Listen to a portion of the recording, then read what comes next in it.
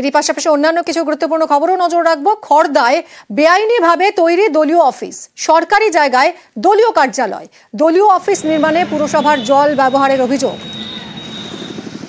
কথা বলবো সুবীর আমাদের প্রতিনিধির সঙ্গে। সুবীর, ঠিক কি অভিযোগ উঠছে?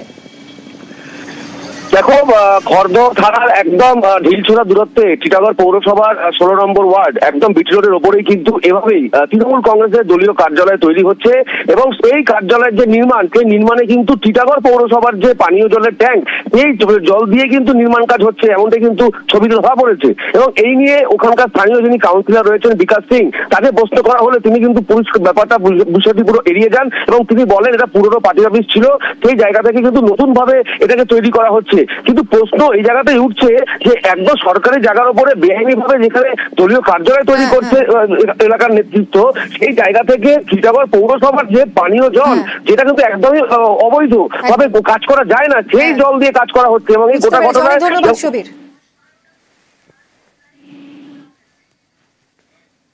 সিং নিজে খোদ যদি সরকারি জায়গা দখল করে পার্টি অফিস বানানোর জন্য বিল্ডিং বানায়, তাহলে তো রক্ষকই ভক্ষকের কাজ করছে, আর প্রশাসন দেখেও না দেখার মতন রয়েছে।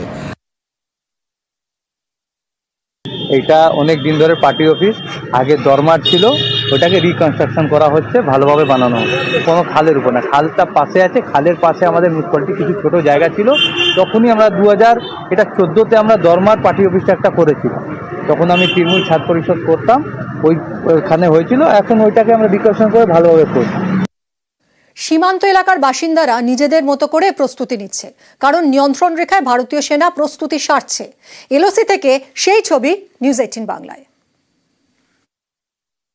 এই মুহূর্তে আমরা দাঁড়িয়ে রয়েছি তাংধার সেক্টরের একটি সীমান্তবর্তী এলাকায়, লাইন অফ কন্ট্রোলের ঠিক সামনে আপনাদের যে বড় পাহাড়টি আপনারা দেখতে পাচ্ছেন, সেই পাহাড়টিকে বলা হয় সামসবেরি পাহাড়, এবং এই পাহাড়ের ঠিক পেছনেই রয়েছে পাকিস্তান অকুপাইড কাশ্মীরের লিপা ভ্যালি, যে লিপা ভ্যালি থেকে প্রায়শই এখানে শেলিং হয়। এই গোটা লাইন অফ কন্ট্রোলের যে অঞ্চল রয়েছে সেখানে হেভি শেডিং হয়।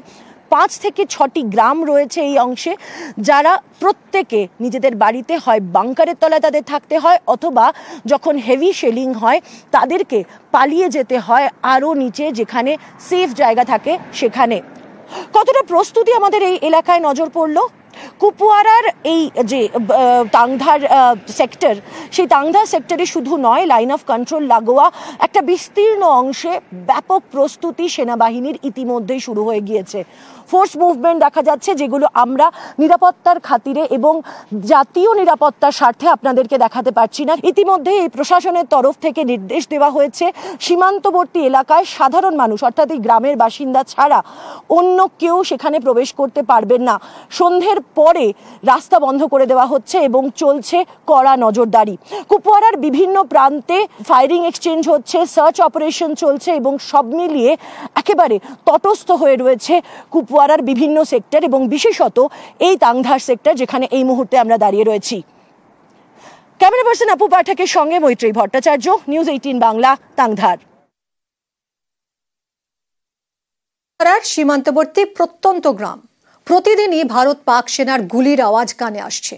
আগামী দিনে কি হবে সেই চিন্তায় ঘুম ছুটেছে গ্রামের বাসিন্দাদের। নিউজ 18 বাংলাকে আতঙ্কের কথা শোনালেন পাক সীমান্তবর্তী এলাকার বাসিন্দারা।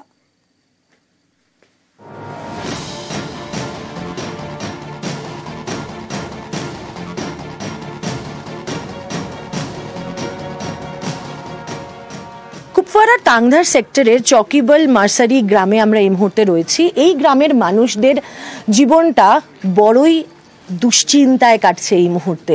একদিকে দুশ্চিন্তা যে পাকিস্তানের দিক থেকে ফায়ারিং আসতে পারে, এবং বাইরে তারা বেশিক্ষণ থাকতে পারে না, তার কারণ তেন্দুয়া বা যে চিতা আছে তাদের অ্যাটাক হয়। আমি একটু কথা বলে নেবো।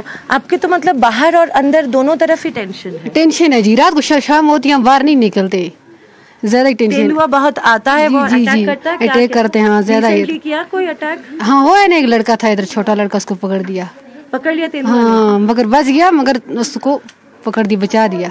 अच्छा, तो तेंदुआ का अटैक बाहर होता है, वो टेंशन रहता है, पर अंदर भी आप नहीं रह सकते क्योंकि अंदर भी टेंशन ही है जी। अंदर खतरा है ना, ये लकड़ी का मकान है, ज्यादा इसमें खतरे होता है अंदर। अच्छा, तो मतलब अगर गोलाबारी शुरू हो गई तो होना ही नहीं चाहिए, अच्छा नहीं है जी, ठीक नहीं है। यहाँ बच्चे हमारे, हम कहाँ जाएंगे, जरूरी तो नहीं है ऐसा होना। तो रात में तो बहुत चिंता में रात टेंशन होती है जी, रात को ज्यादा टेंशन होती है।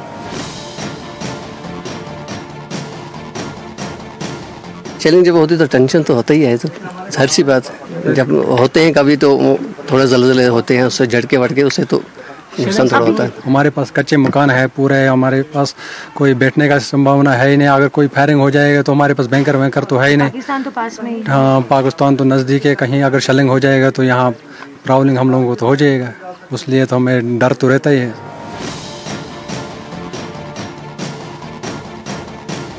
रात को नींद भी नहीं आती। कभी भी अगर ऐसा मकान के अगर हवा से भी कोई टीन का फटा हिल जाता है या कुछ भी चीज़ हिल जाती है तो हम लोग एकदम ऐसे खड़े हो जाते हैं कि अभी गोले गिरने शुरू हो गए।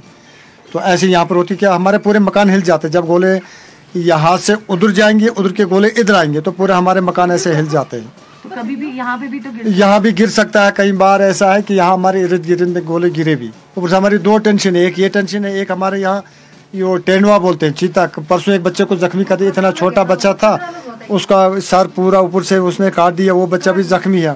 वो टेंशन अलग से है। बच्चों को शाम जैसे होते हम बच्चों को अंदर रख लेते हैं, बाहर नहीं छोड़ते हैं, हमें और डबल टेंशन है। একদিকে তাদের হিংস্র জন্তু জানোয়ারের ভয়, অন্যদিকে পাকিস্তানের দিক থেকে গুলিগোলা আসার ভয়। তার কারণ দুদেশের টেনশন যে হারে বেড়ে গিয়েছে, সেখানে পাড়া চলছে তাদেরও নিজেদের চিন্তার। ক্যামেরা পার্সন আপু পাঠকের সঙ্গে মৈত্রী ভট্টাচার্য, নিউজ 18 বাংলা, কুপওয়ারা। এরই পাশাপাশি অন্যান্য কিছু গুরুত্বপূর্ণ খবরও নজর রাখবো। খড়দায় বেআইনিভাবে তৈরি দলীয় অফিস, সরকারি জায়গায় দলীয় কার্যালয়, দলীয় অফিস নির্মাণে পুরসভার জল ব্যবহারের অভিযোগ। কথা বলবো সুবীর আমাদের প্রতিনিধির সঙ্গে। সুবীর, ঠিক কি অভিযোগ উঠছে? দেখো, খড়দহ থানার একদম ঢিলছোড়া দূরত্বে টিটাগড় পৌরসভার 16 নম্বর ওয়ার্ড একদম বিটি রোডের ওপরেই কিন্তু এভাবেই তৃণমূল কংগ্রেসের দলীয় কার্যালয় তৈরি হচ্ছে এবং এই কার্যালয়ের যে নির্মাণ, সেই নির্মাণে কিন্তু টিটাগড় পৌরসভার যে পানীয় জলের ট্যাঙ্ক, এই জল দিয়ে কিন্তু নির্মাণ কাজ হচ্ছে, এমনটাই কিন্তু ছবিতে ধরা পড়েছে। এবং এই নিয়ে ওখানকার স্থানীয় যিনি কাউন্সিলর রয়েছেন বিকাশ সিং, তাকে প্রশ্ন করা হলে তিনি কিন্তু ব্যাপারটা বিষয়টি পুরো এড়িয়ে যান এবং তিনি বলেন এটা পুরনো পার্টি অফিস ছিল, সেই জায়গা থেকে কিন্তু নতুন ভাবে এটাকে তৈরি করা হচ্ছে। কিন্তু প্রশ্ন এই জায়গাতেই উঠছে যে একদম সরকারি জায়গার উপরে বেআইনি ভাবে যেখানে দলীয় কার্যালয় তৈরি করছে এলাকার নেতৃত্ব, সেই জায়গা থেকে টিটাগড় পৌরসভার যে পানীয় জল, যেটা কিন্তু একদমই অবৈধ ভাবে কাজ করা যায় না, সেই জল দিয়ে কাজ করা হচ্ছে। এবং এই গোটা ঘটনায়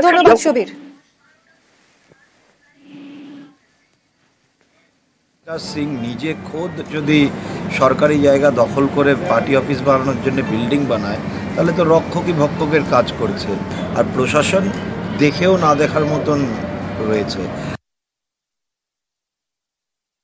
এটা অনেক দিন ধরে পার্টি অফিস, আগে দরমার ছিল, ওটাকে রিকনস্ট্রাকশন করা হচ্ছে, ভালোভাবে বানানো হচ্ছে। কোনো খালের উপর না, খালটা পাশে আছে, খালের পাশে আমাদের মিউনিসিপ্যালিটি কিছু ছোট জায়গা ছিল। তখনই আমরা 2014-তে আমরা দরমার পার্টি অফিসটা একটা করেছিলাম, তখন আমি তৃণমূল ছাত্র পরিষদ করতাম, ওইখানে হয়েছিল। এখন ওইটাকে আমরা রিকনস্ট্রাকশন করে ভালোভাবে করছি।